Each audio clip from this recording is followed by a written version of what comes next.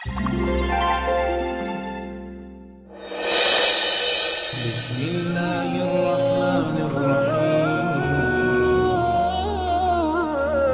Bismillahirrahmanirrahim. Allahu Rabbi wal Islamu dini wa Muhammadan Rasulullah wa yaqini.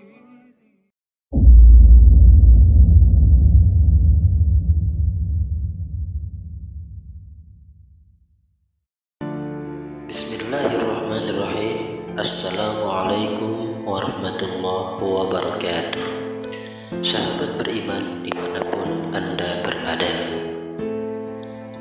kisah sahabat Nabi belum pernah sholat tapi masuk surga.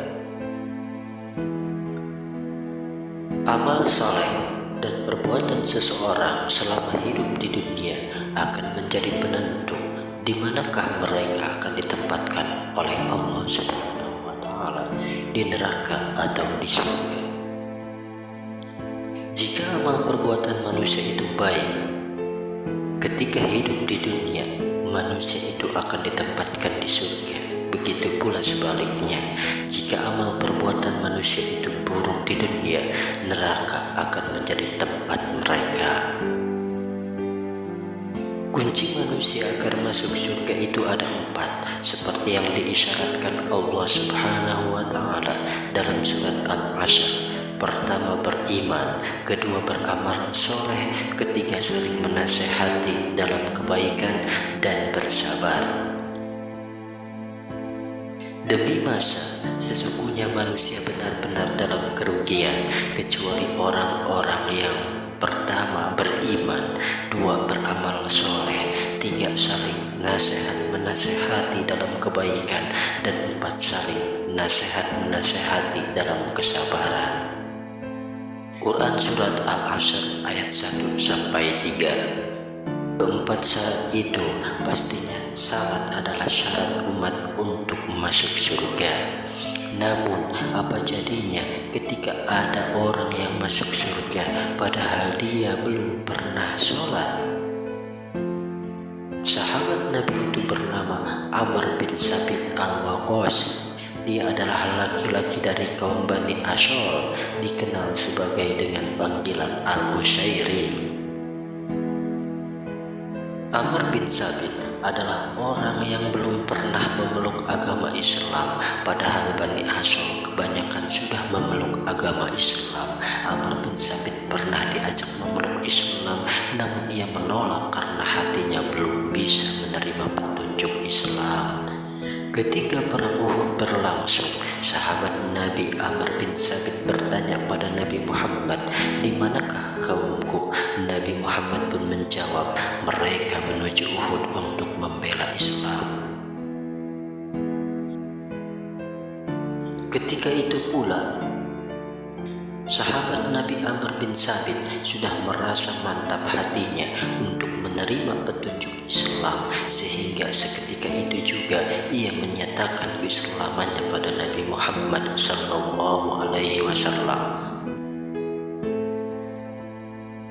Setelah mengucap 2 kalimat syahadat, sahabat Nabi ini bergegas pergi dan menggunakan baju perangnya.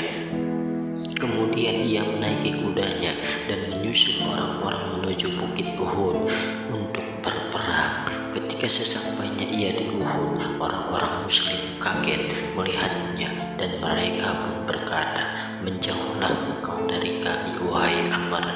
Amr bin Sabit pun menjawab, "Aku telah beriman." Mendengar jawaban Amr, umat muslim pun mempersilahkannya untuk bergabung dengan pasukan untuk ikut dalam perang Uhud untuk membela agamanya, yaitu Islam. Amr lalu bertempur dengan gigih dan semangat hingga ia terluka. Saat orang-orang dari Bani Asy'ar mencari korban-korban peperangan dari kaum mereka, tidak disangka ternyata mereka menemukan Amr bin Sabit dengan penuh luka. Mereka pun berkata, "Demi Allah, ini adalah Al-Utsairim." Amr bin Sabit pun dibawa menuju keluarga keluarganya dengan keadaan penuh luka. Kaum Bani Asy'ar menanyakan kepada Amr bin Tsabit apa yang menyebabkannya datang ke medan perang. Apakah ia berperang demi kaumnya atau karena Allah dan Rasulnya? Amr menjawab, aku datang ke medan perang karena ingin masuk Islam. Aku beriman kepada Allah dan Rasulnya. Aku masuk Islam lalu mengambil pedangku. Aku maju bersama Rasulullah SAW dan aku berperang hingga aku terkena serangan, kata Amr dengan keadaan yang penuh luka. Tidak berselang lama, Amr pun meninggal dunia di hadapan kaumnya. Salah seorang dari kaumnya pun menceritakan kejadian itu kepada Rasulullah SAW. Beliau lalu berkata, sesungguhnya ia termasuk penghuni surga. Kisah yang diceritakan oleh Abu Hurairah radhiyallahu an ini memberitahu kita betapa besarnya kehendak Allah Subhanahu wa Ta'ala dan kekuatan tulus dan ikhlas. Karena ketulusan dan keikhlasan Amr memeluk agama Islam, sahabat Nabi Amr bin Tsabit pun menurut Nabi Muhammad SAW ditempatkan oleh Allah di surga, padahal dirinya belum sama sekali menjalankan salat. Wallahu a'lam bishawab.